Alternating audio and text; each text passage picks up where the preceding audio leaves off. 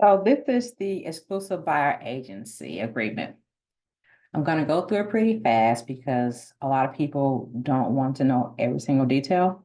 But this is just saying this is a contract between the buyer, name here, and the broker, which is my brokerage, Platinum Realty, what type of property it is, what location, amount, and then how long the agreement is for. The part that most people are mostly concerned about at this time is down here on page 2, the compensation. With all that has been going on, I want you to know that it has always said that the buyer is responsible for paying their agent.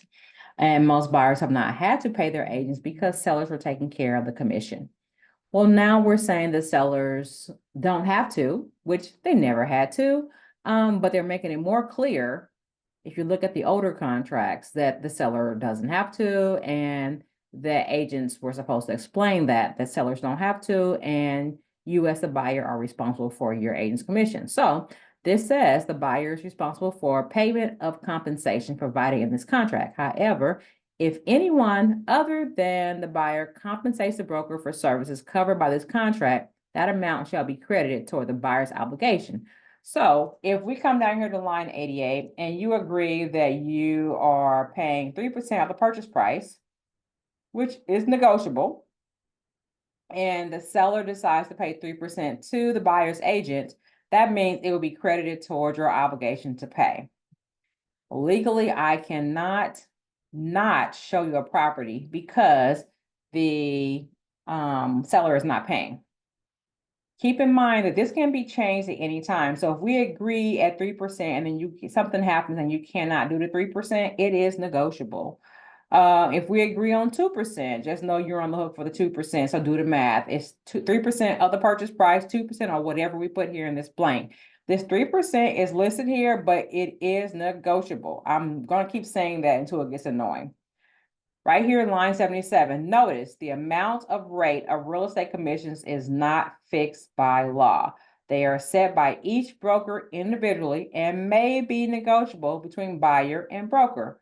Real estate commissions include all compensation fees to the broker. That means your commission and the flat rate. The flat rate is the amount that is paid to the brokerage that covers your processing and admin fees. Broker shall be entitled to compensation for assisting and negotiating in the procurement of property acceptable to the buyer, including transaction or assisting broker situations. That means if there's a situation where the agent's in the middle of a son buying the mom's property, and I'm doing paperwork for both sides, I'm doing inspections and appraisals for both sides, I'm handling all of that, I still am entitled to compensation. That's what that means. It just also says that I'm entitled to compensation if during the term of the agreement, you enter into any contract to acquire property of the nature described herein. Provided the seller compensates the transaction or is prevented from doing so by the buyer, such compensation shall be due whether the contract to purchase property closes before or after the expiration of this contract. So if we end this contract on the 31st and you go ahead and go with the seller to buy the property outside of me, I'm still entitled to my compensation because I worked for you all that time. The broker shall be entitled to compensation if within 180 days after our contract expires, you enter into any contract to acquire property of the nature described herein. Which property broker introduced the buyer or for which broker acted on the buyer's behalf. The obligation to pay the compensation pursuant to this paragraph shall arise only if prior to or within 7 calendar days after expiration of this contract or an extension hereof, broker gives buyer written notice of these properties which the broker introduced the buyer for which the buyer acted on the buyer's behalf. So if our contract expires on the 31st, I'll give you a list of all the properties that I showed you in writing, and you went with one of those with another agent, you still owe me. Okay. Read the rest of this before you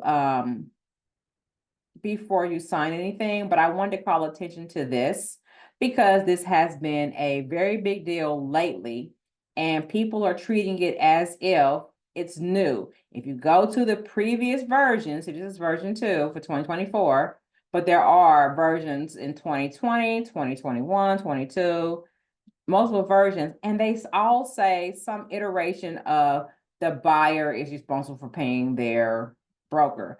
I know that people are saying that, oh, the new law says that that buyer's agents are not to be paid.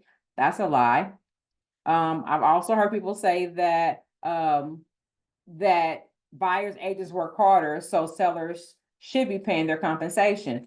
If I drive and show you 30 houses as your agent, and the only thing the seller did was hire their agent to market their property, I did work hard, but does that seller, is he responsible for me having to show you 30 properties? I'm not sure that's how that works. Okay.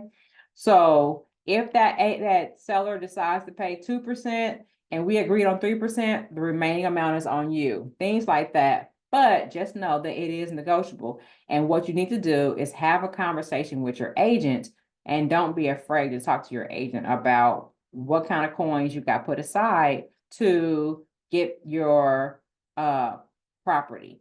And when I say negotiable, if your agent is not willing to negotiate, then you definitely have an issue that you need to address. All right. That's all I have right now. Thanks.